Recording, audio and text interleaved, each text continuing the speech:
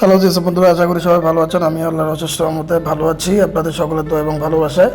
আর আজকে চলে এসেছি স্যামসং J60 স্যামসং Z60 মডেলটি আনলক করবো এবং এই মডেলটি সিপি হচ্ছে স্পেকট্রাম। তো যেহেতু স্পেকট্রামের স্যামসং মোবাইলগুলো সাপোর্ট নেই, তো আমরা স্পেকটি জেনারিক দিয়ে দিব। জেনারিক দেওয়ার পরে আমাদের মডেল কাঙ্ক্ষিত মডেলটি সিলেক্ট করবো, অর্থাৎ T606।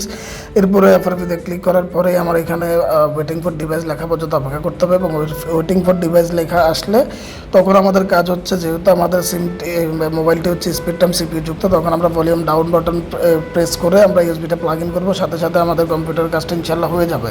তারপর দেখুন, আমি মোবাইলটি আসলে এক্সট্রাভাবে অ্যাড করলাম না, তো এটার জন্য যদি মানে ক্ষমা চেয়ে নিচ্ছি। আসলে এটার জন্য আমি আন্তরিকভাবে দুঃখিত। আসলে এই ইন্টারফেসটা অনেক সুন্দর লাগছিল, তাই আর এটা নষ্ট করলাম না। তবে আপনারা সবাই ভলিউম ডাউন অর্থাৎ ভলিউম মাইনাস বাটন প্রেস করে ইউএসবি কেবলটা প্লাগ ইন করবেন। তো বন্ধুরা, আসলে আমার এই ভিডিওগুলো অলরেডি দেখতে পাচ্ছেন, এই যে আমার লকটা কমপ্লিট হয়ে যায় পাচ্ছি। ওকে, তো যাই হোক বন্ধুরা, এই ভিডিওগুলো শুধুমাত্র নতুনদের উদ্দেশ্যে আমি আপলোড দিয়ে থাকি এবং আমার এই ভিডিও থেকে আমি চাই নতুনরা কিছু শিখুক।